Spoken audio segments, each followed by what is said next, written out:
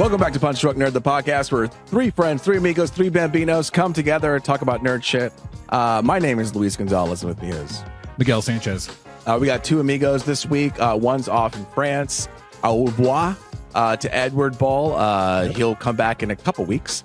But until then, it's been us. Until next time. Later, Gators. Later, Gators.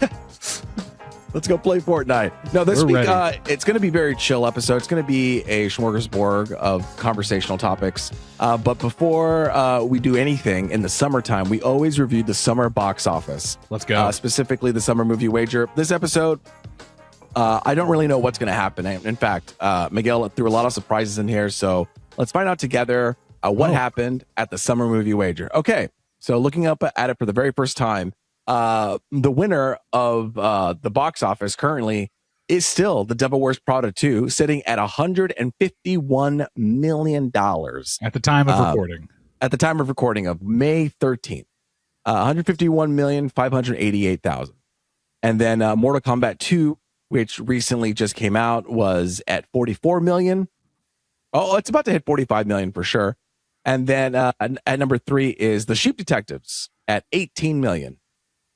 You know, the game I don't ever really think about playing is those first few movies that come out in the summer. Yeah. It's like people are desperate for something to go see. Yeah. And some of these movies that you just don't really think like on paper are going to do well have a little bit of legs because they're just the only thing out, you know? Yeah. And I don't think Sheep Detective is going to rise or really stay on the list throughout the summer. But Mortal Kombat, like, just barely might like stick around in that 10 spot later in the summer, you know? Yeah. So especially if it does better than Masters of the Universe. Yeah. Yeah. And that will be the tell. It's kind of like, what are audiences going to be drawn more to? And I'm surprised that Mortal Kombat 2 really had a pull at all. So we'll see. We'll see. Obviously, the summer just began, so we got a lot more movies coming out. Coming up next weekend is probably when this movie comes out. Oh, no. So it's Mandalorian this week. Yeah, but so this weekend, there's not really anything important that I can think of. But then after that, it's Star Wars, The Mandalorian, Grogu, and then Backrooms, which I'm kind of excited to see too.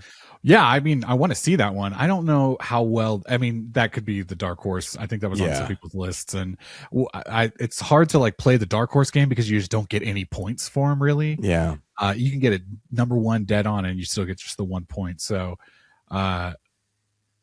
it's a tough game to play. It's very tough. The one that's coming out this Friday is actually a movie that I've been seeing on my Instagram social feeds a lot. And typically when I see, I don't know, I've been kind of like out of the loop this year. I haven't seen that many movies. I haven't seen that much stuff. I've just been out of the loop as I've been like kind of creating my own stuff in the background. Yeah. And so I didn't really know about this movie called Obsession that's coming out this weekend from Focus Features. It's a horror thriller.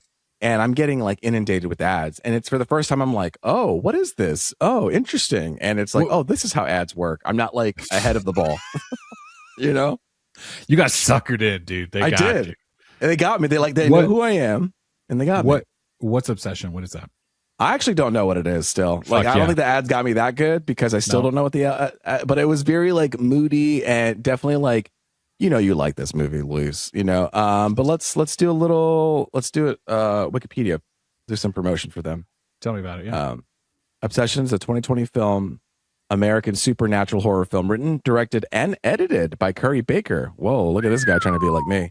The film follows Bear, played by Michael Johnston, a music store employee who buys a supernatural toy and wishes for his childhood friend Nikki to fall in love with him. That's it. It premiered at the 2025 Toronto International Film Festival, and received positive reviews from the critics. So, hold on.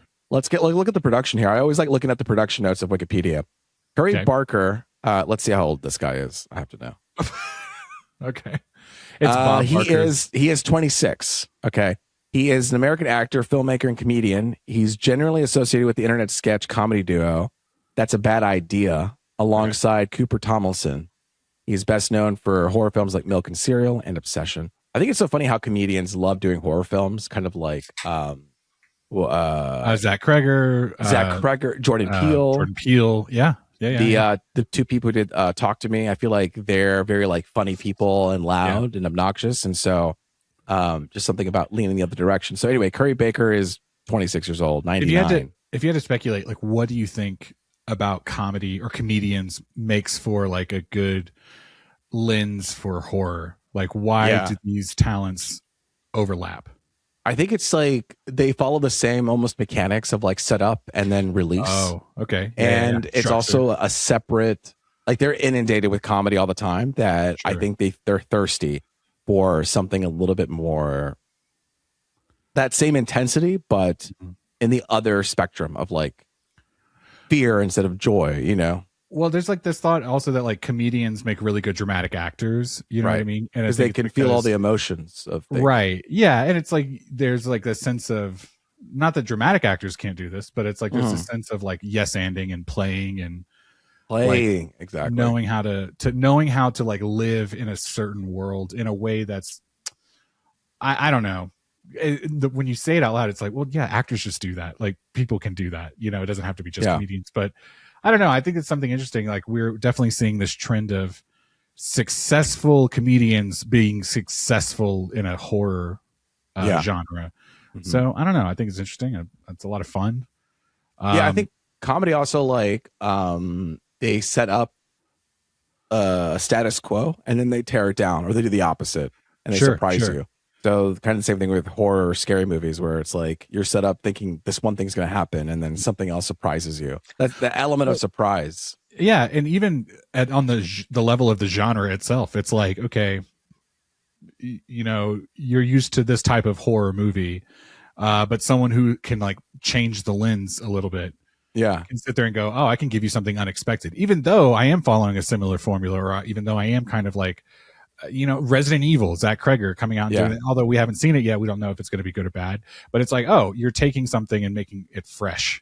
So I don't know. Well, that's what I feel like. That's the comedian eye is always looking for something fresh. That's what makes things funny, because you're always, it's unexpected. And so they're always curious about trying something different or something new. And that's always kind of fun to see. So Obsession. Production. Curry Barker, a redhead, was inspired to write the film while watching an episode of The Simpsons where Homer Simpson gets a monkey paw and causes a bunch of chaos. That's pretty classic, actually. Like, you know, I remember, In 2023, Barker wrote and directed the horror short film The Chair and uploaded it into YouTube. YouTube is a website where people can Film producer James Harris of T-Shop Productions was impressed by the film and reached out to Barker to adapt the short into a feature. But Barker pitched him Obsession instead. The film, blah, blah, blah, blah. It took him 8 months for Barker to complete the screenplay. All right. That makes me feel good about my own screenplay. Okay. That comes out this weekend. I guess you like horror, go check it out. We'll see. It's people have been showing up in the summertime for horror movies, you know, again, just subverting genre expectations. You know, you think spooky season, but now people in the summer are like, nah, I'm scary in the summer too. They do Christmas in July. Why not Halloween in June? Let's go. Halloween in May. Let's go. Jump scare June. Let's go. Oh, that's pretty good. Bro. Okay. That's good. Wow, look at us. We just like did some deep conversations about comedy and horror at the very beginning without even realizing it. Yeah, dude. That's what this episode's about. Let's just talk, you know? All right, let's talk. Let's talk about this next thing. Okay, so you got this is beautiful. I'm looking at it for the first time. Okay. Every day we have a group chat. So we have a group chat, and every day, for the most part, we send each other framed WTF results. And if you don't know what that is, basically, Frame WTF gives you a frame from a movie, and they say, guess what movie this is. You have 6 tries, and it gets easier and easier and easier. So the first one's incredibly difficult. Like, it's very difficult to nail it, a hole in one at these things. So we're always kind of like, oh, who's getting, it on the first try? Oh my God, you're a god. I can't believe it. Lisan Al Gaib. Like, if you nail it. And then sometimes, we all, fuck up. I can't do it. The worst is when you go 6 for 6 and you just lose miserably. Well, the problem is like I will be up at like 12 or 5 or 12:30 when the new one goes, and I'll be, a little inebriated, a little fun times. Yeah. And I'll just go through and I'm like, click, click, click, click, click, click, click, and I'll just click all the way through to the sixth one, and it's all red. But I could have guessed at the fifth, but I was just like, fuck it. And I just clicked through. But you here said, how do we tackle each film? I have a system, but what's your system? Yeah, well, that's what I thought. It's like, I kind of feel like the group of us that play this game, surely everyone like approaches it differently. Yeah. And you would think, how different can it be? Right. It's all the same. We're all looking at the same 6 pictures. Right. But yeah, for me, what I do right away is I zoom in on the first frame. I got to pinch and zoom in. Yeah. And I try to look from every corner of the frame for 2 things. One, like a time frame of like when this movie would have come out, which can be tricky when it's like a modern movie that they're making look like a certain decade. But so, most of the time you can tell, like when something's kind of pristine with a filter on it. Yeah. But I try to kind of gauge the time period that this movie would have come out, because I feel like that helps me a lot. And then I look for, sometimes there's like wording on like signs or things like that, like billboards in the background or something, or just try to like look at the location itself and go, where am I right now? Yeah. And how does this like color my understanding of what this movie could be? Sometimes that's helpful, sometimes it's not. The thing that I've also started doing, because we've kind of introduced it to the growing group chat, is, okay, if Ed sent it already and he got it in 2, I look at that. I look at that first frame for a long time. Like I won't give up, because it's like, okay, if he got it in 2, I better get it in 2. But if I get it in 3 or 4, I'm like, motherfucker. But if you can get it in 1, then that's like, it's like, let's put this shit to bed. It's the ring, Exactly. Ed, you're not the only one that can play this game, okay? Yeah. Like, Ed just watches so many movies, like all day, basically. Yeah. And it's like, he just has this like wealth of knowledge, even though we all watch movies, but I know there's something about it that really sticks with his brain. So that's kind of how I started. And I usually try to think, it's less about the pressure of trying to get it in 1 for the most part. But it really is just trying to like get it with sometime within the first 3, so that I feel at least like, okay, good about myself. But I've definitely, because by the 4th or the 5th, it's like you start seeing Brad Pitt and he's like, oh, this is Fight Club, or something like that. Like, yeah, like a super obvious one. Yeah. What about you? How do you tackle it? Definitely the zoom in. You have to zoom in, and for me, it's all about textures. Especially like, I think you can tell what year it was in, whether it's like the 90s or the 70s or like that modern 2010s or 20s, And then from there, I can start limiting, like, okay, it's sci-fi. What sci-fi movies came out in the 2010s? Yeah. What, whatever came out this time. And so I try to really lean on that, like just the film look of it all. And like, this is giving off this era. What movie could have possibly came out? And then, I don't know. I mean, really, that's like my biggest thing is leaning on the texture and, trying to guess it from there. If not, it's just something that automatically sticks out. I'm like, oh yeah, that's from the Mighty Ducks. Yeah, dog. Exactly. Like, talking about that one, for example, that was weeks ago now. Yeah. But you got it on Mighty Ducks, where it was like, I think all of us had to go like 3 or 4 deep, and you got it on 1, and we were like, the dog? What are you, dude? That dog is burned in my brain. I think that's so interesting, because like when you go back and you revisit, not just on Framed, but like if you go back and watch a movie that was just like one that you happened to watch a lot, like as a kid. Back in the day, we always talk about how, like, we didn't have streaming and you had what you had in your house. You rewatched it over and over and over and over again. Exactly. And those things are like in your bones, and it's one of those things where you just see it and you, I fucking knew what that was. I didn't have to really think about it. What's crazy is when you get it in 1 and you've never seen the movie. That's what I was just about to say. That is crazy to me. Well, for me, I think like I just have a good sense of a lot of, again, once I can kind of pinpoint the time frame that this movie came out, I just have like a really good memory of like, oh yeah, that movie came out, I was probably like 19, and I can kind of like pitch you the same 5 or 10 movies that came out that year that were big for me. Yeah. And so that's usually how I get it. It's like, oh, I saw the trailer a lot for that movie, but I never saw it, kind of thing. Yeah. Or Ed talked about this movie a whole bunch.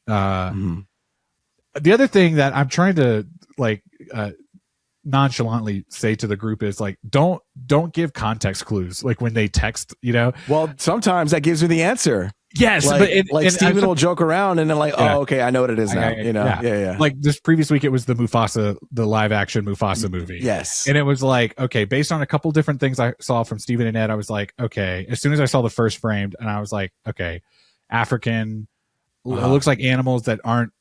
So it looks like more modern because they're CGI. Yeah. I can tell by the context of what Stephen and Ed were saying. I was like, this is probably the Lion King or Mufasa. I'm going to guess Mufasa real quick to see if that's right. Because it wasn't what I expected or something like that. Even that is pretty.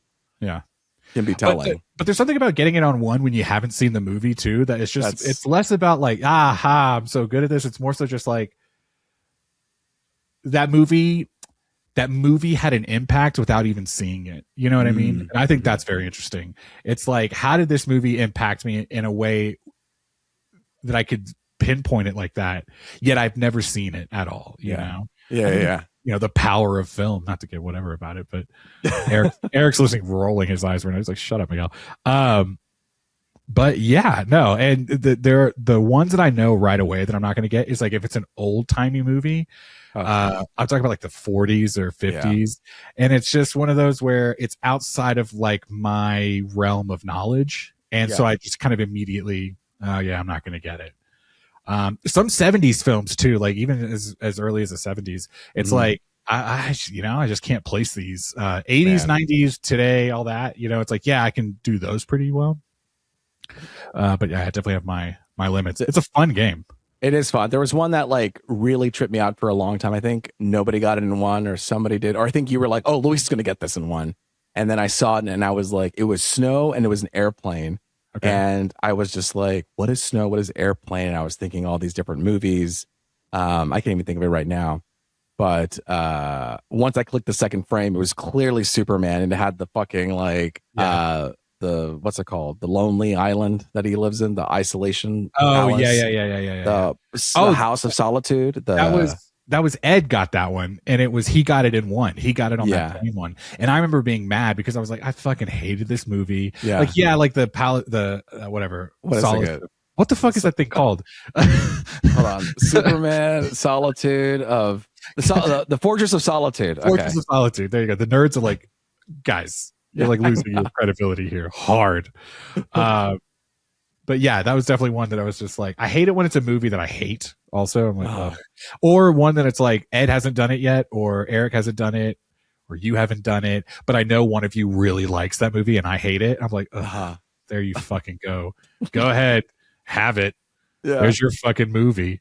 All right, great. Well, Framed. I love it. Yeah. Guys, go play it. I don't know what today's was. I think I clicked through it. Was it Zach and Miri make a porno or something? That was yesterday, and I was mad at that one because the very first frame was the house, and I want to say it looked like Detroit or Philly or something. Where is Four Brothers? I think that's Detroit. Got to be Philly. Oh, okay. Let's see. No, Four Brothers is in Detroit, and it straight up looked like the Four Brothers house, the car that Mark Wahlberg drives in that movie. And I so confidently said Four Brothers. Obviously, this movie's Four Brothers, and then I missed it, and I was like, oh. And then I can't remember what I guessed for the second one or the third one, but I was like, it threw me for a loop so bad that I was just angry. Yeah. Like even when when you start clicking, you're like, fuck it, whatever. I don't give a shit. Fuck you. Yeah. But yeah, that's how we kind of start. It was a thing that you and Louis, Ed and me were kind of doing occasionally. Yeah. But then I found out that Eric and Ed were texting each other individually on the side. Oh, and they were playing Framed every day. And I was kind of like, now how the fuck, we're all in a group chat now. Yeah. Why aren't we just doing this? And I think Ed started kind of dropping it in the chat because I didn't think Steven and Bryce would play the game with us. Yeah. But it just became a thing where, now we're all of a sudden, everyone gives a shit about this now. Yeah. Which kind of fun. Fun. And you get like a really good like sense of like who knows movies and who doesn't. Like, I can't remember what Bryce lost at the other day, but it was like, you didn't know that was that movie, man? Yeah. He was like, man, fuck this shit or whatever he's yeah. But he's not wrong either, because like when I go 6 for 6 and get all red, I'm like, I'm a dumbass and I should never play this game. But here we are. Yeah, we should get sponsored by Framed, the free internet. We really game. should. Yeah, go check it out. Framed.wtf. I don't ever understand what the WTF part is. I just Google Framed, but You can play it every day. Great. What do you want to pull from this list next? Yeah, so I just like threw a bunch of questions on here. I was just kind of like, oh, we could talk about anything. We've got a little time to kill. It's probably gonna be a short episode. You know what? Which one? Yeah. I got a question for you. Okay. And I kind of think that this would be a good question for Ed, but at the same time, like Ed's so open about this that I kind of like that he's not here. I want to ask you this. What's the hardest you've ever cried in a movie? Like, first off, have you ever cried in a movie? I'm like in the theater probably, or maybe at home, whatever. And then like, is there a standout one that you were like, I was like straight up sobbing, bawling like a baby? Yeah. Do you have any? I think the last two that I could think of was probably, they're both animated movies. Okay. I could do a third if I needed to, but yeah, what was it? It was that cat movie, the one with the cat, Flow. Okay, and then it was also. Do you remember what the moment the cat? Yeah, like the cat was lost and needed help, and it was like about to flood and die, and then I was just like, the way that the body motion of it all, I just felt very like a lot of sympathy, and then the other one was the robot where he like Wild Robot. Wild Robot. Yeah, I think the moment when like he's teaching them how to fly and then they fly away. I mean, I don't have kids, but if I do, I feel like I'd be wrecked. Yeah, if I saw that. But like in the movie theater, where have I like completely? I don't know if I've ever like bawled in the theater. But I've definitely like always had like tears like swell up and fall down. You know. Yeah, very common for me to like have that just moment of, oh, let me catch this real quick before, especially if I'm like in a movie with my son. Yeah. Not that I don't want to cry in front of him. I'll cry in front of him if it's, and I'll explain why too. I don't have a problem with that. But it's just kind of like, oh, let me make sure I'm locked in here. Wild Robot was a tough one. I do remember a couple moments in that movie, especially like when she like goes up to the ship, like they kidnap her and then like the duck flies up to her or whatever. Yeah. That was just that whole last of that movie was really hard. For me, the one, first off, my mom showed me a lot of movies and TV shows growing up where she would cry, and she kind of made it clear like this is what art is. Okay, Mom.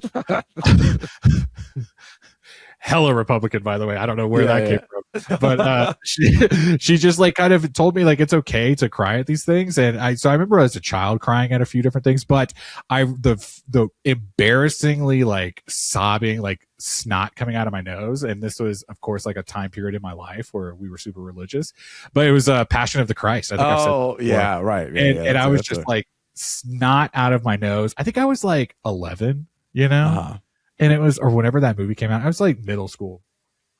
And I look back on it like, Miguel, what? Come on, man. It was pretty. I'm glad you had some. Yeah. Well, it was just like, I just remember as a child thinking this thought of like, how could they do this? You know? Yeah. And I think that's what it was. And then like as an adult, even before we became parents, there's a documentary called Dear Zachary. You ever seen that one? No. I won't tell you anything about it. In fact, I would tell you to watch it because it's like yes, there's like a moment that is very sad, but it is like a really well done documentary. Okay. And yeah, I watched it with Kristen back when we were at whatever apartment in Texas. And so it was like 2013, 2014, somewhere around then. And I remember I had to get up and like leave the room because I was, not that I was like embarrassed to cry in front of her or anything, but I was like uncontrollably, like I had to like step away, like catch my breath. And I'm looking on Reddit, and that's one of the top ones here, just Zachary. Yeah, don't look into why. I won't. But yeah, if you do decide to watch it, like it really hits. Like, and not just that sad moment. It's like a really well done documentary. But yeah, I just think there's something cathartic about like crying in a movie. You know, these things are meant to like make you feel emotions, and it's not just crying. It's like excitement and exasperation and frustration and, you know, joy and exuberance. And there's like, it's fun to experience emotions. And I think it's odd that people can sit through a movie and just be like, yeah, I saw that. Yeah. You know? Yeah. I think it's scary to go into a movie where it's like you're about to cry. And another one that I'm thinking of is God, all mine are like not serious artistic stuff. I'm sure there are. Like, I think a lot of the artistic stuff, it's like they're like tear jerkers is like when you're not bawling, right? You're just like holding back. Sure, yeah. They're like pulling at the strings, you know. Yeah. I have a lot of like it's coming up. I don't want to let go. Yeah. I remember as a kid, like Fox and the Hound, but also Click. I've only seen that movie like once or twice, and then nay again because I was afraid. It was just like the whole like passing time and moving past it. Yeah, but, like I've never seen Click, but I do remember that's the moment. Excuse me. Oh my god. Where there's like a moment where people go, "Oh my god, I can't believe this Adam Sandler movie like really like touched on something so poignant." Yeah. But that, and I've never seen it also, but Bridge to Terabithia, I hear, has like a really like heavy hitting moment.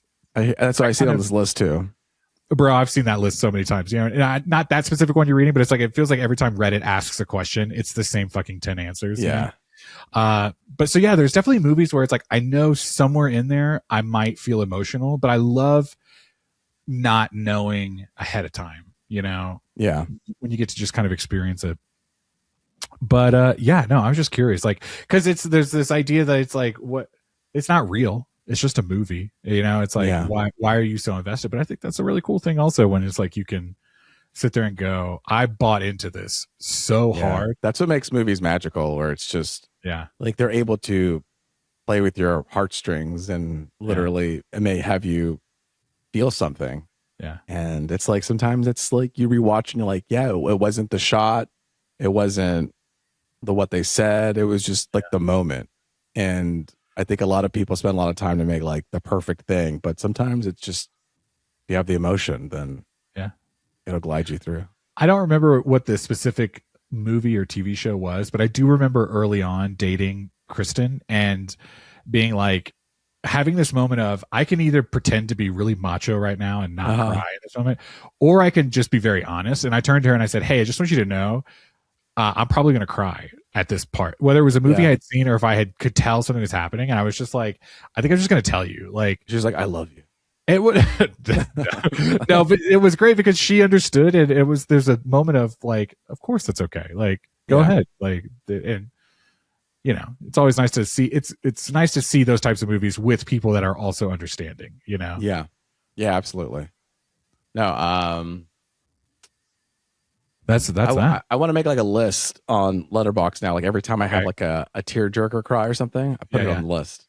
The cry list. Well, you know how also I see this list. The question varies sometimes, but sometimes the question is like, "Hey, I'm just like in the mood to cry, right? And can you just give me a list of movies that kind of do that?"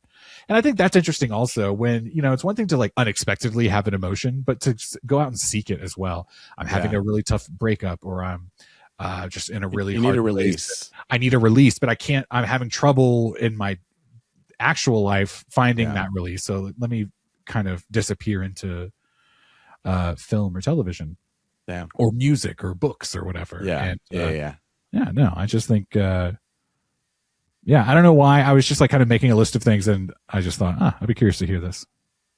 I want to keep my eyes out, and if I think of anything I'll bring it back up.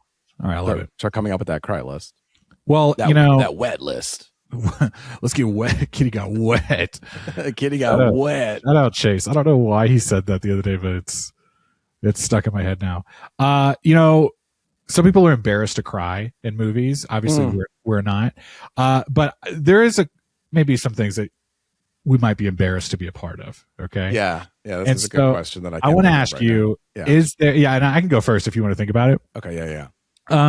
Is there like a particular fandom or obsession or thing that you're into that you're kind of like, I don't really want to say out loud. I wish I did say, not necessarily because it's embarrassing by nature, but because it's embarrassing by like, what's the word I'm looking for? Just being like associated with it. You're like, oh, they're gonna like, there was my kind of long-standing, and I'm gonna get a lot of hate for this. My long-standing thing is like, I can't get into anime because I just feel like it's like lame.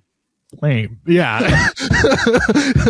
And I think I'm gonna look lame. I think there's a lot, you know, people can make judgments. Anime is so cool right now. Like But it is on the up and up. It's making money. Like it is hot. People love anime, and there's the reason why I just have never like really dived into it is because I'm worried about being embarrassed by it. Yeah. But there is, and I said this recently, I just can't stop thinking about how, gosh, I can't believe I accidentally fell into this camp of people online. But I just like recently accidentally became a Snyder bro. And just, oh my God. I just like accidentally, because of the way James make fun of you because you hated the James Gunn Superman film, and I was like, look at this Snyder bro. And then I am, yeah. It's like, oh no, yeah. I hate it. I hate it because it's like the Snyder Bros will make a point, and everyone's like, "Go fuck yourself," and I'm like, "Go fuck yourself, you dumb fuck!" Like, let it go. But then I'm like, "Well, I did kind of like that, though," you know. Like a lot of people are like, Zack Snyder just did not understand Superman, and I'm like, "That's cool, I get it," but I also didn't care for like James Gunn's version of Superman. Like, and so I wish there was like an in between, but also I just kind of looking back on it, I thought Henry Cavill was a really good Superman. He just was. Did you see on Reddit, they swapped the costumes. They put Henry Cavill in the new James Gunn Superman suit. And then they put David Cornsweet in the old Zack Snyder one. And let me tell you, Henry Cavill rocked. Both? Both. Whoa. When he's in this James Gunn Superman, he still is like, he carries that shit pretty well. So no, I bet. I bet. There was something about him. I was just like, yeah, dude, you have this like look of Superman. I think if he was just a little bit more like, not so melancholic, you know, I think that was the biggest thing with me with Superman. Yeah, and I definitely think that was direction. You know, like if you geared him towards a more like, there's an in between somewhere. I think there is a middle ground that works. But it's like, I really liked Ben Affleck's Batman. I think Batman versus Superman gets a lot of hate. And I'm like, I think that was like really the best one. That first scene is really good. I can say, you know, it's like when Batman is like, town is, that's the town. The city is being destroyed by the Kryptonians. Oh, and Bruce Wayne is watching. Yeah. Yeah. And it, I think that movie justifies like Batman's hate for Superman in a way that is like, how are you going to make them enemies right off the jump? And it's like, boom, there you go.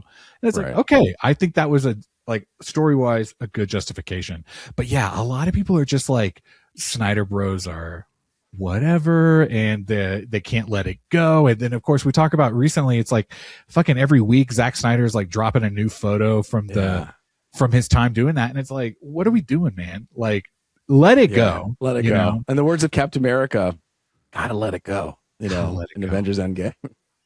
Not us. Not us. But yeah, no, that's one of those where it's like do you remember when Rick and Morty was like getting real big there, like by season 2 or season 3? Yeah. There was kind of like a sense of like, I like this show, but I don't want to be like a Rick and Morty fan. Oh, you know, really? Yeah, because of the type of people that surround it. Because like a lot of the discourse was like, you have to be really smart to get it. And it's like, no, you don't. Like, it's just a show. Like, it's also, I think that's the best thing about that show is you could really, it's like it leans both smart and stupid. I think that's what like was. Yeah, it was supposed to be for both people. And I think that's the problem with that can be a problem with any fandom whatsoever is people get very passionate about their gatekeeping, very passionate about their opinions, and any other opinion is wrong. And so it can be kind of hard. And so, like I said, when I accidentally, just because I wasn't a fan of the James Gunn one, and I was like, it made me start looking back a little more fondly on the Zack Snyder. It's like, oh, God damn it. Like, I was not trying to be that person whatsoever. Yeah. But what about you? Is there anything that comes to mind that you're like, and it's okay if not, it's okay if you're perfect and you're not embarrassed by anything? No, I'm sure there's something, I mean, that I could think of. I mean, I know I go into rooms and I feel like, oh, what'd you do this weekend? Or what are you into? It's like, oh, well, you know, I watched like, it was WrestleMania. I watched 6 hours of wrestling this past weekend. Yeah. And they're like, oh, really? Oh, okay. You're into that? See, like, but then like, it has an incredibly huge ass fandom. Like it's almost like, matches like comic book fandoms where there are a lot of influencers, there's a lot of like content surrounding it. So I'm like, I feel supported, I guess, but it's also like a thing where you walk into normal rooms. I think there's two different shades of embarrassment, and I think you highlighted both of them for me just now. There's when someone wants to make you feel bad about liking something, no, fuck that. You can like whatever you want. That's okay. I'm talking about like if it's something that your personal self, like, oh, I feel embarrassed that I'm actually into this. That's really more so. I think it's okay to feel like your own feelings, but like when someone tries to make you feel bad for liking something, get fucked, you know? So like, I am not a big fan of wrestling, but you're totally right. Especially, well, I don't even want to say recently, dude, wrestling for my whole life has been popular. Like I'm just not in that circle. Yeah. But people fucking eat that shit up. So if someone was like, oh, you like fucking wrestling? I'd be like, yeah, like a billion people do. Yeah. I know a lot. Yeah. Dude, enough where they can upcharge people thousands of dollars. And it creates, it's such a big fandom that it becomes toxic. Yeah. You know, like Star Wars and all these other fandoms where it's like, it's too big and it just ends up becoming toxic. Yeah, I think that's when it's like when the fandom has like a set like list of rules that kind of unspoken maybe even, but that they think you should follow. That's when I'm like, oh, that's embarrassing because it's like I like this thing just because I liked it. I didn't like it because I was checking off all these things on your list. You know what I mean? Exactly. Yeah. They call it the IWC. People, the IWC, the Internet Wrestling Community, and they're a bunch of haters, and so they're haters. Yeah, the IW, they always like, oh, the fucking IWC at it again, you know, like people making fun of the internet wrestling people. Yeah, what am I a fan of that I'm embarrassed of? I can't think of anything right now. I think that's healthy, you know. I'm sure there's something. I mean, like Disney stuff, like, you know, I guess I'd be like a Disney adult. Can I tell you something? Let me tell you off the podcast. Okay. I won't get into the specifics, but like there was a brief moment where we kind of got labeled Disney adults and I shut that shit down right away. I was like, no, that's not what happened. We just went to Disney. I didn't think that was a big deal. Yeah. You know, I had never gone and I thought that was like kind of like a bucket list thing. Like I was just kind of like, let's make our childhood selves happy. Right. That sounds, you know? Yeah. But there are like Disney adults. Yeah. And I'm not trying to yuck a yum here, but it's like, I don't think that's me, you know? Yeah. But, and it's a little bit easier when you have a kid because you'd be like, I just want to take my kid. Right. No, I don't know. There's definitely fandoms out there that I wouldn't want to be a part of. But maybe one day I'll accidentally find myself like the Snyder Bros and maybe I'll be like, actually, go to Snyder Con. Oh my God, Zack Snyder's going to be there. He's going to sign my DVD of the Justice League version, you know? Oof, that's hard. That's hard to think about. Yeah. I don't know if I could do it. And I just think because there was last thought, it's just like there was that really big push of like restore the Snyderverse. And it's like, I never gave a shit about that. I accepted right away. It's done. It should be over. Yeah. You know? But yeah, we'll see how the DCU goes here on out. All right, great question. Sorry I couldn't give you a great answer, but great question. That's okay. We can do a couple more. We can skip through it, like literally all of these. I'm just kind of looking at the time. We still got a little time if you're cool. We still got time, yeah. Luis. What? Okay. I want to ask you how you feel about this, okay? And maybe you don't care. Maybe it's not a big deal to you, but this has kind of become like one of my like millennial boomer takes. Okay. Is I cannot stand people recording or taking pictures of movies in the theater as things are happening. Yeah. There's this like push lately that your social media, first off, we've talked about this all the time. Like if you don't see the movie fucking Friday night opening weekend, you're fucked. You're getting spoilers Friday at midnight, you know what I mean? Saturday morning at midnight. And but it's become even worse where someone would get on. It's one thing if like, okay, you saw the movie and you got on YouTube and you recorded your review and the ending explained type video on YouTube. Yeah. Okay, whatever. I can skip those things.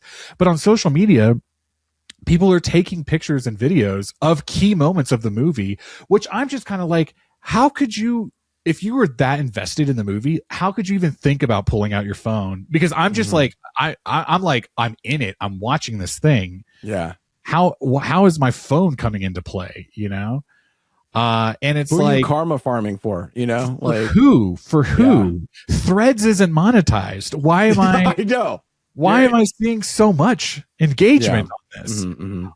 Yeah. So that's kind of like and I don't know how you feel, because I get that some people want to be like, let me get, like, there was a push for a while where people really wanted to capture the title card. And that was like your little token. You would take a picture of the title card and then you were done. And I don't think that's a big deal. Yeah, but it's like it's because you don't have a ticket anymore, so you have to find a way to it's like the modern day ticket stub. Right. So I don't hate. But there has been a pushback of people like taking, like, even doing that. People online, at least what I see on my algorithm, it's like every fucking time. You don't have to take a photo in the movie theater. Like, I feel like people are wising up to it a little bit. Yeah, and I agree. I definitely think, because like there were people that were the Mortal Kombat movie just came out, and people were taking videos of the opening credits because they do the song. Oh, it's like the famous song. Yeah.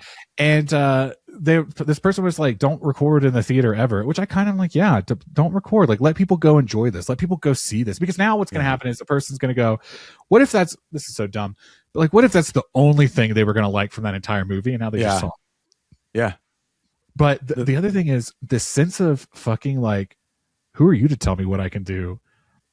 And it's like, brother, okay, I'm not over here trying to tell you what you can and can't do. I'm just trying to like have a dialogue that is like, can we like respect this like sense of seeing these movies? Yeah. Mm-hmm. If you're gonna pay to go see it anyway, like, can you just let me just go do that? Like, oh, and I also hate this other thing. This is a whole separate argument, but it's like, I hate when it's like, why didn't you just keep scrolling? Bitch, because it already played. It played while I was scrolling. Yeah. You know, like it's not how like fast your eye catches things. You know, yes, I didn't want to catch it, but it did. Like, I saw fucking John Krasinski as Mr. Fantastic because you spoiled it. Like, you think I wanted to see that? No, I didn't. Bro, what was the thing they used to say? It was like, you know, the human eye, it's just some Mad Men type shit. Like, you take in like thousands of like ads and marketing a day because of just like all the little minute things that you don't even realize because that's everywhere. So it's just like, if I'm on social media and I see this clip before I could even like think to scroll, it's done. Yeah. You know, like, if you see eyes, your eyes automatically look at that. You know, it's just a human condition where it's like you see another human face, you're like, ooh, and then you look. So it's really hard to like, I don't know, avoid that. You know, and it's so commonplace now to spoil things. And I've always been in the camp of like, spoilers don't always bother me. Like, for example, like The Last of Us Part 2, like I got something spoiled, but it was like, I always say that the context matters, you know, but it's like when you're just like showing the spoiler and it's like, you didn't even let me like get to experience that, you know. I'll tell you one thing that made me want to go see a movie because of it. Okay. Because Megalopolis. Okay. Well, what about it? Yeah. It was ridiculous. Like, all the ridiculous things that were happening on screen, like in that movie, it was like, this can't be real. I think, but that movie, I feel like, is an exception because it is such a fever dream. Yes. That you can't even, like, even showing it, it's still not even showing like what that movie. But it truly was, in a way that's kind of like guerrilla marketing. You know what I mean? Yeah. It's like a way for you to be like, whoa, what is this? I have to get a taste of this now. Like, I have to and experience this for myself. But it's just like the Michael Jackson movie just came out. Okay. Now, no one here was like clamoring to go see it or anything like that.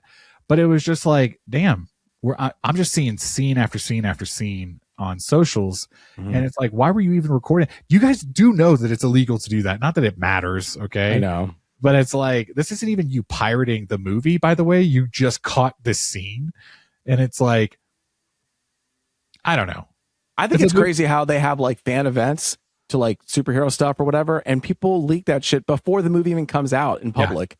And it's like, this is your event. How are you not spying all these people? I guess it's like, we don't give a fuck. We'd rather have the good buzz come out of it. And if they accidentally record some stuff, well, then that's just like part of the bargain. You know what I mean? It is what it is. And you're going to give us a great Rotten Tomato score. So we're willing to let that happen for someone. Because if it was me, I'd be like, you're never coming back. You've ruined, you've broken my trust. Yeah. You're not, if you film in my movie, you're done. Well, I think what's crazy is like you can't wrangle the internet. Okay, the internet you can't. It's impossible at this point. It'll do what it was. So like I said, this is like me, like kind of old man yelling at the clouds. But there was a moment in time where we were, as a collective, also fucking excited to see Avengers Endgame. Yeah, and it was like this culmination. That was the one moment. And the directors were like, "Guys, let's just don't even spoil this movie." For like weeks, they set a date and they were like, let's go, let's see if we can go this long. And then the internet like did it because there was like this sense of like, no, let's do it, you know? Yeah. And I just don't think that'll ever happen again. I mean, what's crazy is, dude, fucking the Doomsday trailer was at whatever, CinemaCon or whatever that was, where they finally released the trailer there. They didn't even, you weren't even seeing leaks from that trailer, really. You were seeing the people being like, like let's say Benny was there, okay? Yeah. And Benny told us, okay, so this happens, this happens, this happens, this happens. They took that text, they put it into AI, and they just had AI make the trailer. And it's like, you're showing me beat for beat what was said to have happened. Yeah. But it's like you're not capturing the true essence of it either. So then it's like it's not even that you're spoiling it. It's just that you have given me this like bland, watery, like not true thing. And it almost makes me more angry than if you had just recorded it on your phone and leaked it. I would have rather have seen the actual product than this made up fake bullshit. And I don't like AI, but I'm not like going to sit here and fucking punch you in the face if you ever used AI or whatever. Yeah. But it was just like, what are we doing? Yeah. What's going on? You know? I feel like, and they have these like YouTube channels that like purposefully make these kind of fake ass trailers all the time. It's so infuriating to me. But yeah, definitely against obviously recording during the movies for socials. Yeah. I'm sorry. That kind of went on a wholly different tangent. Good. Here the fuck we are, you know? No, I tell you what, I'm not going to say it on the podcast, but okay. Yeah. I mean, I just think sometimes you got to go pee, you know? I think that's a different situation. Oh, right. You know? Right. Yeah. I don't want to miss. But all right, well, we can kind of wrap this up. Yeah. That's a lot of questions. We can save these. We do. Highlight them. Save the ones we didn't use. We can always make more, man. I was just like, I think that's good. I feel good. Ed is, man, God love him. He's so good about trailers and everything. And I was like, man, I have just not been on my phone like looking for those types of things. And so I was like, let's do something different today. But there you go. We talked about it now, dude. It's me and Luis. There's, no shout out Ed, but yesterday I was like, oh, Ed's gonna be gone. I'll definitely be on the episode. And Luis was like, yeah. Fuck yeah. Thank God. Yeah. Chill ass fucking episode. Let's go. Part of me was like, should we do a Fortnite podcast episode where we did it for Lilo and Stitch? Remember that? Yeah. Ed had an idea. He was like, while I'm gone, you guys should just stream Fortnite for a podcast. And I was like, maybe we could do that. Yeah. God. But here we are. If only to be young and have the time. I know, dude. These people they just clip it out. They Twitch, they stream, they clip it out, and then they grow. Like that Kira Plays a streamer.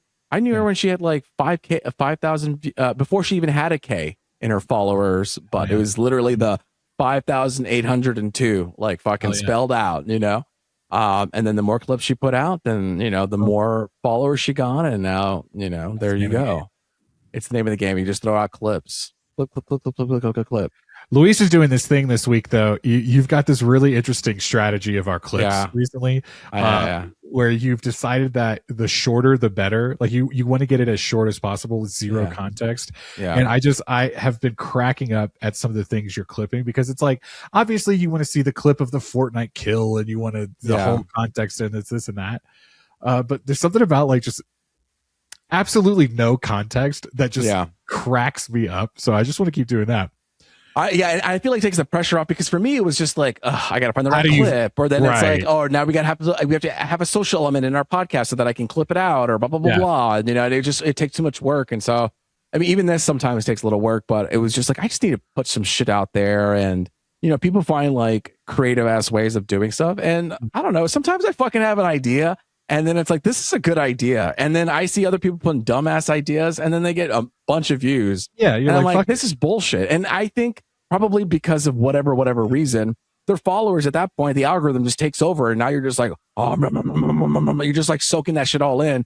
View, heart. Like, you don't like this. This is just like, you just know this person, you know? I'm out here giving you something good that, like, if another person did what I did, then it would do well, you know? But whatever, it doesn't matter. I mean, I'm not jealous at all. Let's give it a year. I'm going to try to do, I'm going to keep doing this trend. I feel like it's going to be slow starts. I appreciate everybody who is hearting it and engaging it and just trying to make it happen. Yeah, we do. You know, it's like, it's baby engagement, or it's a little fetus, and hopefully it'll grow up and people will use it. And I think it's funny. Like, I don't see why not. Like, if someone saw one of our videos, they could share that as, like you said, like a meme or reaction or a GIF reaction, you know? There's one, and I'm not going to like over here toot our own horn or anything like that. You guys go see it on our clips or whatever. But there was one where I noticed a couple different text threads quoted something we said, and I was like, that's when I texted you, and I was like, I see the vision here.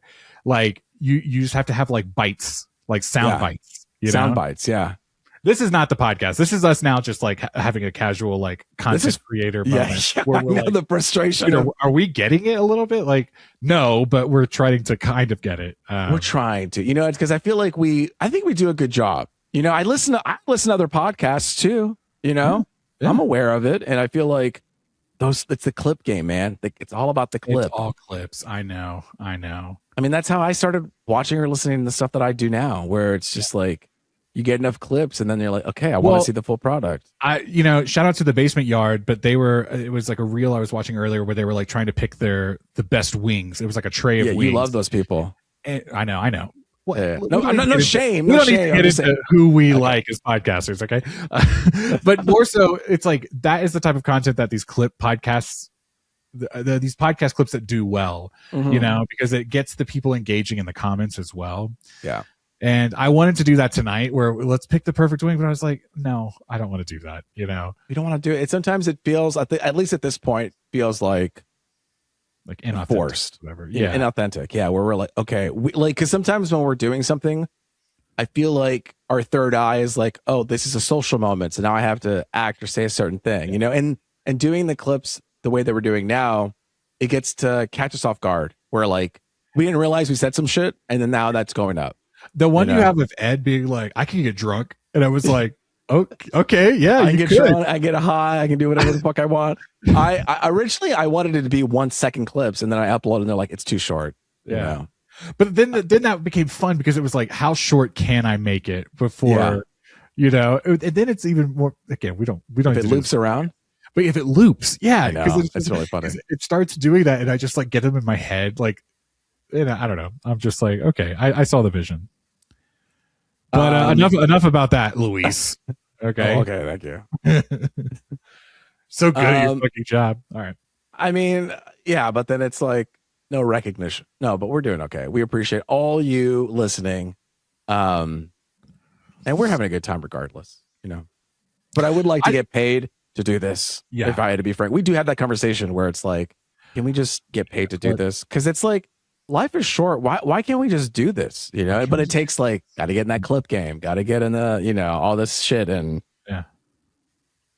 it'd be fun. I sometimes I lay in bed and I think about like, you know, manifestation. I'm like, like we have like our own office and we're all like walking in and be like, hey, what's up? And then like we have desks across each other, and then we're just like, and when you see those groups of podcasts and people that are doing that, I'm just like, if we just fucking lived in the same city. You know, dude, don't even get me. Let's go to the next topic. I don't even want to talk about this. I said this in the text chain. I don't want to talk about this. Mortal Kombat. So you watch Mortal Kombat? Oh no, you played Mortal Kombat. Okay. Sorry, I didn't mean to rage bait you there. I was gonna be genuine, but I know, but also, yeah, we'll get a couple. We'll have another night about that. Mortal Kombat 1 PS5. I saw you playing this on PlayStation. Dude, I can see people. This was one of those where I think just because Mortal Kombat has been in the zeitgeist this last week or so, especially just between us, and like, you know, Ed was talking about Josh and him went and saw it in IMAX, and I was just kind of surprised about all that. And then I was like on the Portal recently because I was kind of trapped in the bedroom while Kristen was working. Yeah. And I was like, well, I'm going to stream a game. Oh yeah. And it was like, what about Mortal Kombat 1? And I was like, you know what? Fuck it. I'll just play like a couple of quick fights. I'm terrible at these types of games, but you know, I don't want to play Fortnite right now.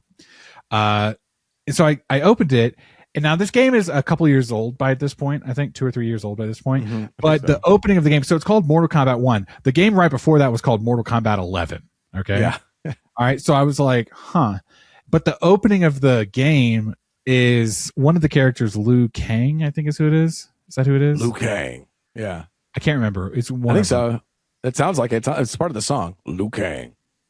I can't. Yeah, it's very close to that if I'm misremembering. But he was like, at the end of Mortal Kombat 11 or whatever, like the hourglass of time, we were able to like break it and release, and we were able to. I was able to, as a keeper of the time, I was able to start the whole universe over again, and I wasn't beholden to things that happened previously. I could make it whatever I wanted. So then I got interested because it was like, oh, it's like a comic book or whatever. Like I don't have to read all the other issues. They're giving me an out. They're saying we can start fresh. Here's some characters in their infancy, right? Where you're like, oh, this is how they get their powers in this run, you know, of the comic. And so I don't know why, but I just started playing the story, and I was like, I'm kind of into it, dude. Yeah. Because it's like, yeah, it's these characters that I recognize that are like super ultra powerful, but they start the game as just like regular Joe Schmoes. And it's like, oh, that's kind of fun. And yeah, like the dialogue is a little hokey, and the character builds are funny because they all have like the same like shoulders, you know, like really big. What are we doing here? You know? Yeah. But they're fun, and it's like it's not taking itself too seriously, but it's giving you like a little bit of lore. And I'm just having a good time. And I'm playing obviously like the story mode, so I'm playing just the computer. So you're learning how to fight as you do the story mode. Yes. So what's interesting is like I was playing one character and I was like, I'm pretty sure he has like a set of moves that he's pretty good at, but he's not learned them yet. So and then as you progress, you're not always playing that character, but if he comes back up again, he's learned something new, and there's a story reason for it, you know. And Liu Kang is like gathering all of like the Earth Realm fighters so that they could fight in this tournament of Mortal Kombat, you know. And it's like, oh, I'm having a really fun time, and I'm playing on the Portal, but I kind of want to play on the TV because there's something about like having to button mash, and I'm trying not to button mash, but sometimes it's what you're doing, you know. That I'm kind of like, I can't like replace the Portal controller. Because it's like you can't, you know. But if I break a controller, I can buy a new one, you know. So I'm kind of like want to move over to the TV. But that's what I was saying the other night. It's like I wish we could play together. I'm not sure if you can like Fortnite. I'm sure there is some sort of online whatever. If but there was a way, like a tag team kind of situation, where it's like I don't have to play the story, but it's like kind of fun to like do the fighting game every once in a while, you know. No, for sure. Actually, playing as the story is actually a little more exhausting because it's.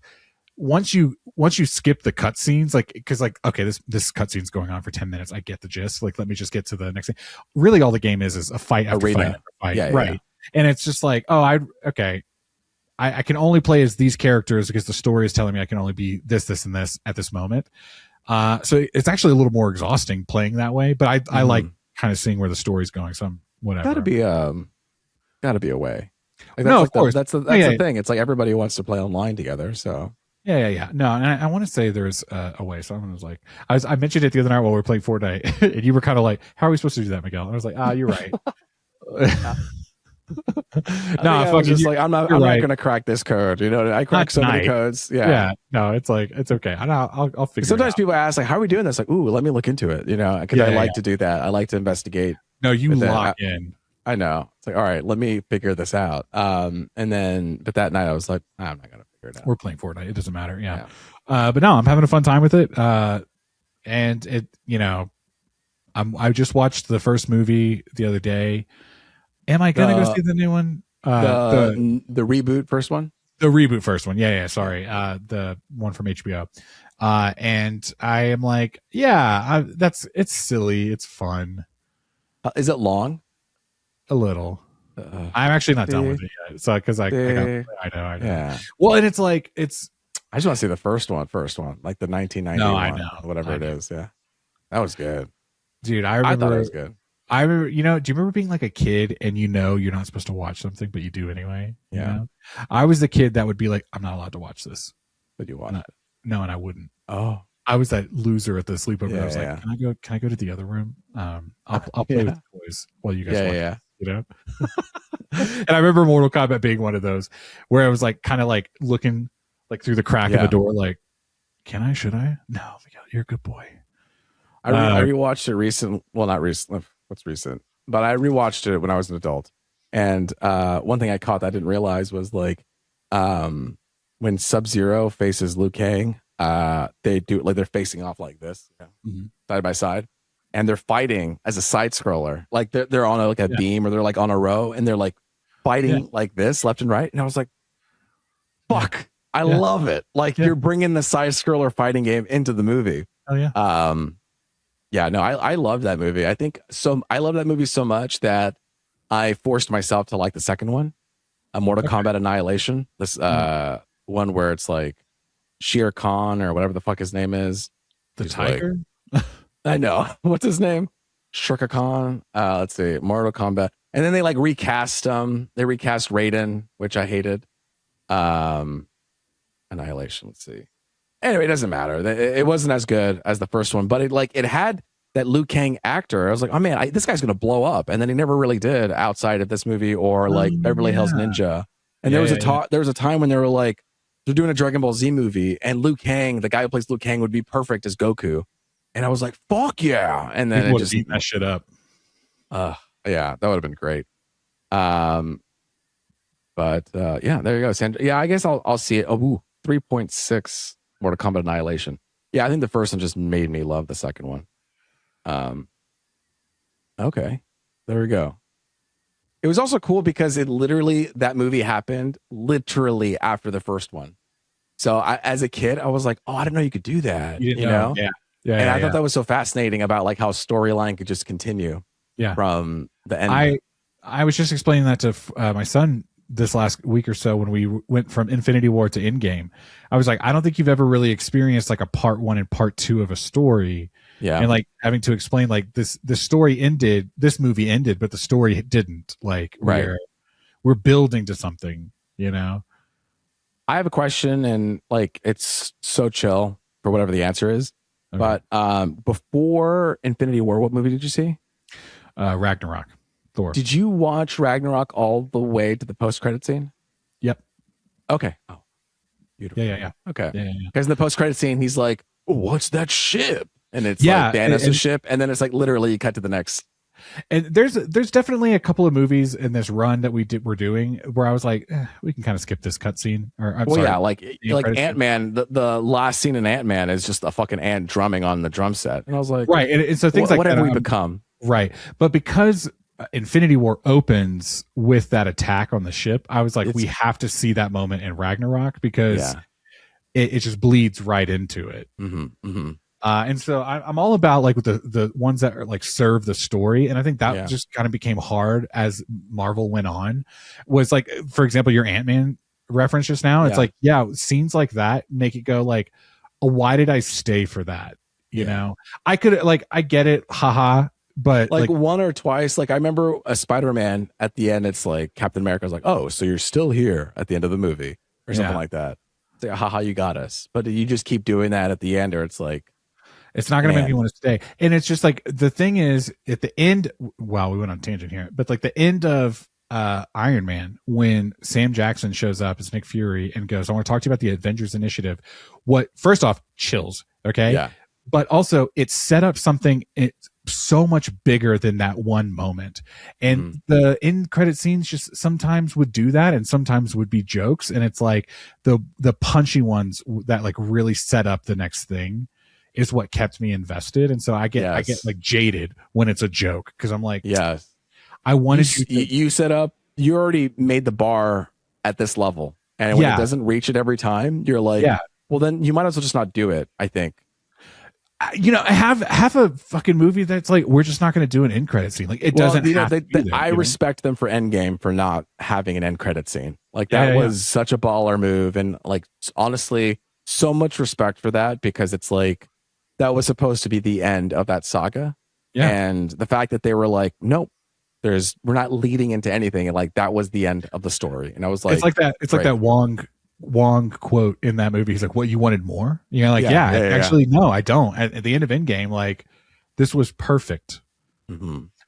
It's so funny. It's like Kristen and I watched it with my boy, and she didn't do all of the Marvel movies with us for this run, but of course, like, her and I watched that in theaters. Like, we had a moment, and at the end of that movie, she was just like, "This is so good," and I was like, "Yeah, it is," and it was a way for us to relive it as well.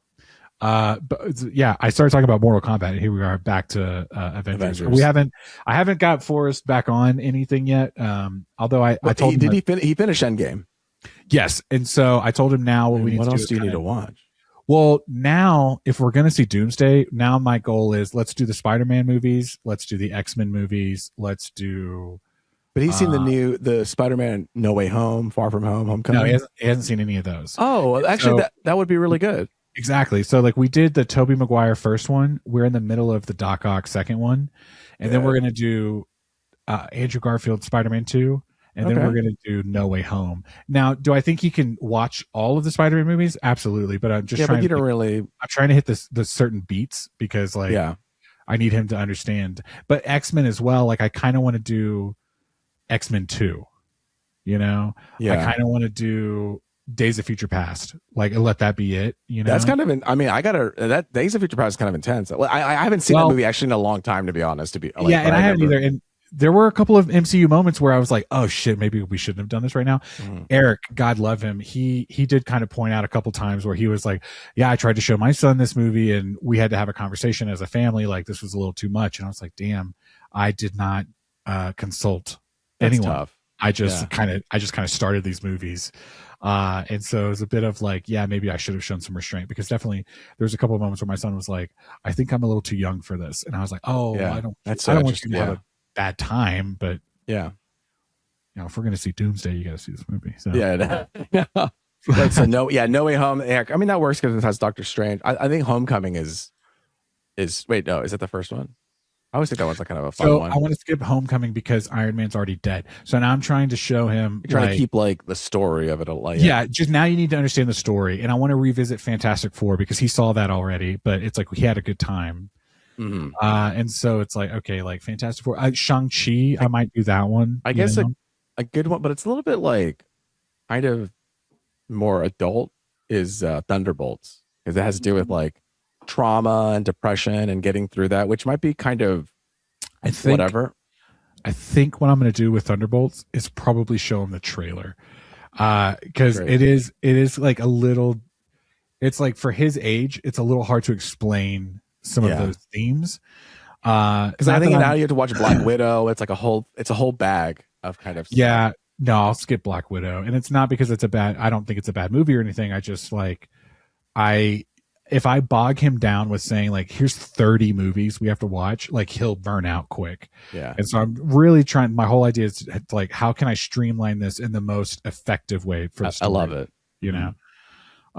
So, I mean, I'll keep seeing these movies, but I don't need him to feel like he has to see them all, especially when there's so many of them. But we are going to go see Mandalorian and Grogu. He said he wants to see it. So I'm kind of excited about that because it's like, I don't really care for Star Wars, but I said this already, I know, but it's like, I love a father, a child. That's why I have it. Like I'm doing a side bet with somebody who's like, it's not going to do well. I was like, I don't know, man. Like like you literally have this experience. It's like their son, like there hasn't been a Star Wars movie in 7 years, you know? So it's just like, well, and we don't watch Star Wars at all, but he saw that trailer and he was like, I want to see that movie. And it's like, okay.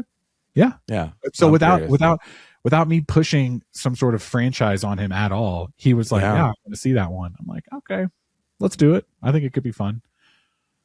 Damn. Yeah, that's coming out. Like this calendar here. It's on the calendar. 2 weeks, huh? What's that? 2 weeks. Yeah. Let me know. I guess we should. I mean, because you'll watch it. It'll probably watch it. Yeah, and it's going to be summer as well. So I'm looking for moments for us to be like, it's kind of fun. Like, let's just go see a movie right now, you know? Yeah. We don't have to wait 3 weeks to see that one. We could just go see it. I think that would be fun with a crowd also, you know? Yeah. Sorry, I've been rambling. What are you into? No, that's great. Actually, before I move on, didn't you see Sheep Detectives? I saw Sheep Detective. Oh my God. Can I talk about this now real quick? Yeah. That's what I want. Yeah. Okay. Dude. Okay. I know I reference my son a lot, and I don't want to make him like content, okay? But one of the things that I approached him with that day was like, hey, it's a night, you and me, like Kristen was going out of town for something, and I was like, here's some suggestions, and I'm gonna let you pick, okay? Yeah. And I was like, we can go see the Mario movie again. We can go bowling at this place he likes to go to. I was like, there's this new movie called Sheep Detective, which we hadn't really seen a trailer for or anything. And I was kind of pitching ideas, and he goes, well, I already saw Mario. I said, yeah. And he goes, I don't really want to go bowling. I was like, okay. And he was like, let's go see that Sheep movie. And I was like, oh, okay. I was like, listen, I don't really know anything about it. Like, all I know is like they're trying to solve a crime. And it's like a live action movie. Like I was trying to explain it, it's not a cartoon, you know? Mm-hmm. And I was like, I think it could be fun because like I don't know anything about it, you don't know anything about it, like, and it could be bad, but like we could go see it. It's a shared experience, right? And I was just trying to kind of hype that angle up to him, and he was like, "Let's go see it."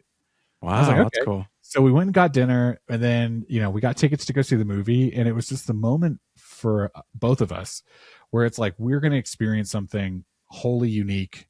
That's cool. And whether, like I said, whether we like it or not, and I kind of just said that a couple times, it's like whether we like this or not, like this is a moment for us, and if we hate it, cool, like we can walk away going, that movie sucked, yeah, both of you together kind of can have like a shared hatred. But dude, we saw that movie, and it was, I don't want to overhype it, but it was so good. It was simple.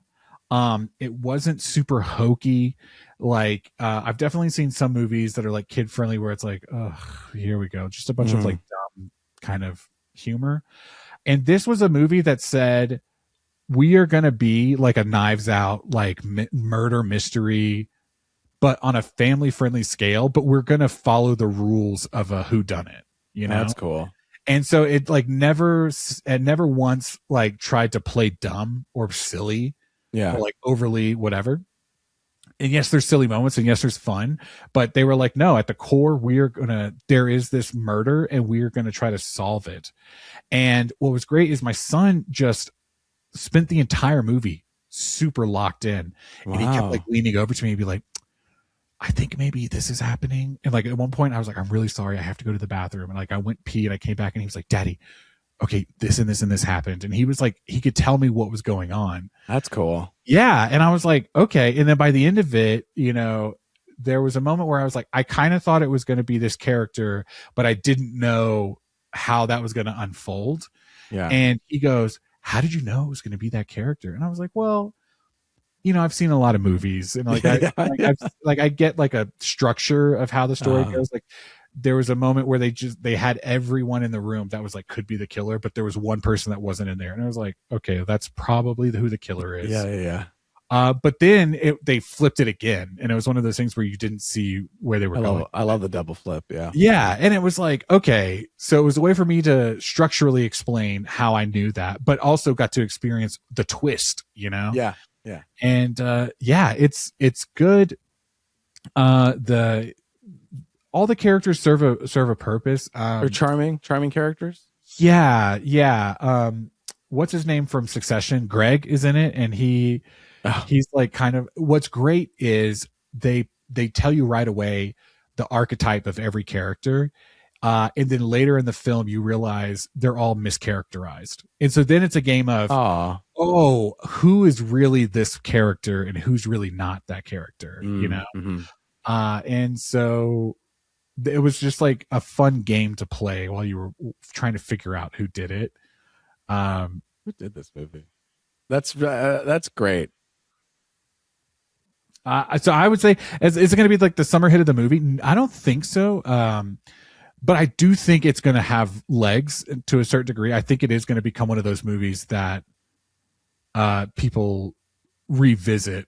I will say this right away. It's like, this is an Amazon movie. And I was like, oh, I'm glad we saw this in theaters because the whole audience ate it up. And I think at home I would be distracted, but we walked away. We told everyone that weekend, like, go see this movie. Like, take your kids to go see it. It's actually really good. So.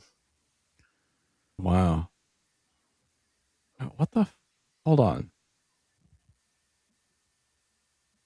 This is crazy. Okay. Do you know who wrote Sheep Detectives? No, tell me. Zach Kreger. No. Imagine it gets the range really of this weird. man. I know. No, Craig Mazin. Fucking hell. God damn it. Craig Mazin, if nobody knows, like, who's that? He's the showrunner for The Last of Us. But I do think yeah, go ahead. I think this shows that he is capable. I don't think The Last of Us is perfect. I do think he understood some of the source material. I just think it got a little lost in the sauce, but that's a whole separate conversation. Talking about accidental fandoms, I think, I became, one of those Last of Us haters because of the TV show, but I will not fall into that. But this movie was tight. The script was tight. It served a purpose. Every scene gave us something that was useful or fun, and the pace was really good. So wow. You know what? Shout out Craig. He did it. So director of the guy who did Minions, Despicable Me 3, Minions: The Rise of Gru. He was an animator for The Mask, Mars Attacks, Bugs Life, things like that. So does not feel like a Minions movie at all, by the way. Like if you saw those credits and you thought, oh, this is that type of movie. From The Last of Us and the Minions, the Sheep Detectives. You'd be like, I don't really think it just did not feel like anything else that you're going to see. I mean, I do think it's like I said, you're going to see Knives Out compared to it. It was like, I think what I told Ed was it's like Hot Fuzz in terms of the location of the story. It's Knives Out in terms of like the murder mystery of it all. And then it's like this, it's like Babe, you know what I mean? With the animals talk. And it's this like amalgamation of kind of the best parts of all of those things. Not Hot Fuzz the comedy, Hot Fuzz the location. Okay. Yeah. It's not small town. Yeah. It's not that type of comedy, but no, I had a great time. And Forrest wanted to, my wife didn't go see it with us because she was out of town. Like I said, he woke up the next morning when she got home. He was like, hey, and I told him, I was like, listen, I can tell you want to tell mommy about this movie, but if she goes and sees it with us, like, you don't want to tell her who the bad guy is. You don't want to reveal anything. And she told me later in the day, she was like, yeah, he woke up and it was the first thing he said, you got to go see this movie. And he was like, but I'm not going to tell you anything about it. And I was like, okay, that's good. Good boy. Yeah. So no, if you're you got kids at home and you're thinking, is this an age appropriate movie? The internet kind of said like around age 8 is most appropriate, but my son is 7 and he like I said, he locked in, he sat still the entire time. It's funny, but also I think the age appropriate murder mystery of it all is really fun because it like gives your kid something to solve like in the moment. And it for a lot of kids that age, it'll be the first time they've ever experienced a story like that. And it's like I said, I've seen movies a bunch. It's like I can pinpoint certain things because I just know structure, but it's like this is the first time they'll get to experience that. So I'm not saying it's going to be the number one movie of the summer, but go see it. And if you could see it in the theater, it really is fun. So there you go. Yeah, it just seems like a well-crafted movie. Like it's like it's straightforward to follow structure, but it was well tightly done. There was never any moment when when you could see they were going a certain direction with some things. There was never a moment where it overstayed either. It was like, okay, I get it. You're doing great pacing. Yes, you're doing this beat, but we're also moving forward. At least that's what I remember. And I mean, we will probably go see it again in theaters actually before it leaves as a family. So I recommend it. Take it away. My God, this episode we kept going, and we did. You had me ramble right there at the end. I forgot about that. I wasn't going to do that. So, Luis, let's wrap it up with something you're into. Come on. No, I mean, I guess to be honest, no, I've just been working a lot. My family visited, and what I've just been like kind of focusing my attention is like the movie that I'm working on. So I love it. Do you want to give us an update? Yeah. So let's see if I have this camera here. So what's funny enough is I changed my desk completely. Like I got a brand new standing desk. that like goes up and down. For our audience, for our listeners, the desk is moving. Okay, yeah, it's moving up and down. But I made it tighter. I cleaned it up and everything like that. But the reason I did that mostly was because I was doing storyboarding. So originally I was writing. So I had the short, and then I was like, I'm going to make it a feature length movie. And then I was just writing. And then at some point, like in page 45, I was like, where the fuck am I going? You know, because it just got too big. And I was like, the stakes weren't being raised. And so I was like, okay, fine, I have to storyboard it. So I started storyboarding it on my table over there. And then at some point it became like unsustainable, where it was just like, oh, we need to use this table. Like, he can't just be here the whole time. And I was like, okay, well, how can because I'm a visual person, I need to like see it. And so I moved the desk, I made it tighter, and then it gave me access to this wall here, which is beautiful. And so let's see if I can look at that. Act 1. Let's see, Act 1, Act 2A, Act 2B. So all of it's color coded with like green is like one character, blue is another character. There's some points in the bottom, but like I have a like really hard time transitioning from one thing to the other. Oh my God, I'm like having an earthquake. I'm about to throw up looking at my own screen.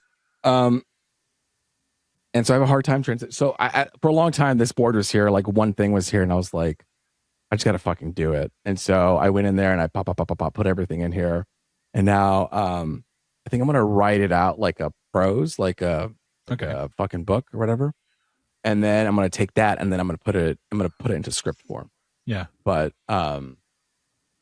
it's all very like scary, you know, because you're like, what I love about what you just said, and this is in no way me trying to like conflate anything, or is that the right word? But like Tarantino does that also, where he likes to write the story as a book first, you know? Yeah. Okay. Yeah. And I think that's a really interesting way of like, just like, how do you? It's like kneading the dough, you know? Like, how do I work this? How do I put it in a format that is malleable and can be what I need it to be while I'm still hashing things out before I like put it into its final form. And I just think, like, absolutely. Yeah, I love this journey, and it's not as simple as just doing something. Luis and Eric and I are in this separate chat where we just talk about like filmmaking, and I think a reel I sent the other day was just like when the guy kind of making fun of like the creator that's like, oh, if I was making movies today, I would just film everything on my iPhone. You guys have it so lucky. And, you know, and it's like, I say that because I saw Sam Raimi talk about he made a similar point where like, your story just needs to be three things: a beginning, middle, and end. And it could be three shots, you know? And it's like, a creative process is not as simple as I just had this idea and I put it into a document and here it is, you know. It's this living, breathing thing, and I commend you for, you know, you sent us, you gave us like a preview of it at Christmas a few months ago, and I get the vibe I'm getting is so much has changed since then. Yeah, you know, and no, it really has. Yeah, to make it worth being like, okay, it made me like have to get really figure out the emotional direction for these people. Yeah, the through line. It's like, okay, well, we can keep adding hijinks over hijinks over hijinks, but it's like there has to be some sort of like intent or some sort of like. I want to say it was Jason Segel was talking to somebody when he made Forgetting Sarah Marshall. Yeah, have you seen that clip where he talks about? I can't remember who he was talking to, where they were like, "You're naturally funny." The way he's like, "Write this as a drama, and you're naturally funny." So you're gonna find the jokes, you're gonna overlay the jokes, the bits are gonna come, but like make this this is just not a true story, but you know what I mean. Like, be truthful to the story. And it's a heartbreaking thing that this character goes through. Write it seriously, and then everything else will lay on top of it. Yeah, because you'll want to, I guess, do bits to yourself in some way. Right, and those things can come a little more organically when like the bones of it are there. You know. Yeah, no, for sure. And that's so funny because I feel like that's where I've been now, where it's like I'm leaning, like I kind of have like this like movie collection that kind of I'm inspiring it, you know? And originally it was one thing. And then as it keeps going, I was like, oh, it became more like this other thing. I think just because I was looking for more of that like emotional thread. But yeah, it's so it's such an interesting process because it's also like, well, what's my voice? What do I want to like? What do I think? You know, and it's just like, oh my God, there's so much more that goes into it. And then being like, okay with like, well, I don't have anything, so I'm just going to live life. But then you also feel bad that you're not doing anything. But then it's also like when I start doing something, I get scared. And then so it's like, okay, well, I'm scared to do this. So let me do something else that feels nice and easy, you know? So yeah, it's just the process. But no, yeah, that's what I've been doing. And that's what I feel like it's been so hard. Like one, I've been traveling like a lot. Like I've never traveled so much before. I went to 6 places in like the past 4 months. 5 months or whatever. Yeah, 4 or 5 months. And it was like, I was gone, then I was home for a weekend. I was gone, I was home for a weekend. So I haven't seen that many like movies, and there's always something happening. Like every weekend, probably up until I don't know, mid-June. There's like something every weekend, and so it becomes hard to be like, okay, well, let's go to the movies or let's do this. Where like the one time we have a free moment, we want to relax. Yes. Yeah. And so because of all that, because of all the revolving schedule of everything, it's also been hard to do this, but. You know, I think that's like everyone's process is so different. So it's also like figuring out like, okay, well, what's my process? And then that's fine too. Yeah. But yeah, that's all it is. So it'll be okay. It'll be good. I mean, I'm excited, you know, good. I love it. And you mentioned earlier, so whatever we were talking about, you were like, so-and-so, it took 8 months to write the screenplay. And I feel good about that because it's taken me a long time to do this and that. But it's like when it's ready, it'll be ready, you know? Yeah. And I also think about like Phil Lord and Christopher Miller, like the Spider-Verse movies, about how they changed it like so many times, like even leading up to like the release of the movie. Yeah. You know, and it's like you can go different ways, but you can either be the ultra perfectionist where nothing is ever right, or you can be like the lackadaisical, like, hey, it is what it is. And I think you're going to land somewhere in the middle where you know what this can be, and on like just like a, how do I want to say this, like an intrinsic instinctive level, you know, like it'll land where it's supposed to because you have your finger on the pulse, you know, of this project, you know, unlike anyone else, you know it in a way. So all of the states. Thank you. I'm wishing you the best. Thank you very much. I think, I mean, that's why I've been kind of liking the guy from Nirvana, the band, the show, the movie. Yeah. Because his whole thing was like, we shot a bunch of stuff and then we put it together and it was like, this doesn't work. This isn't cinematic. It's not working. So we're going to do something else. And they were so like loose with it that there's some humanness to it, which I appreciate. Like when I talked about this other movie that I liked from last year, and you didn't see it, but it's a Nouvelle Vague, and it's about this like French director who's making a movie for the first time, and he's like 1 or 2 shots, and the way he's approaching it, it's so not lackadaisical, but it's just so like, I'm not trying to catch the perfect, I'm just trying to catch a human moment, like you brushing your teeth or you walking into a car. Like I think just humans being humans or capturing that reality is magical. And then you have that, but then you also like have these like perfectly set shots and you push in. It's like David Fincher, who's like, we're doing 800 takes of you dropping a notebook onto the chair because I want it to fall perfectly. You know, so there's like this balance of like, is it artificial? Is there some artifice, or is there just like a human, the magic of being a human? But yeah. What an episode. Dude, this was fun. It was fun. It was good. I had a great time with it. You know? Yeah. We started out, we had some great discussions. Tune in next week. Maybe we'll do like a Fortnite podcast session. Because I like that idea too sometimes. Chapter whatever is about to, not the chapter, but they're about to do the Act 3 or whatever. We'll have an update. All the Overwatch stuff is coming too. We'll have a little bit to talk about. We can do that. Yeah. Just something casual where we're playing and we're chatting. Yeah. Great. Tune in next week. We'll do that. And until then, it's been me, Luis Gonzalez, and with me's been Miguel Sanchez. Until next time, later, Gators. Bye.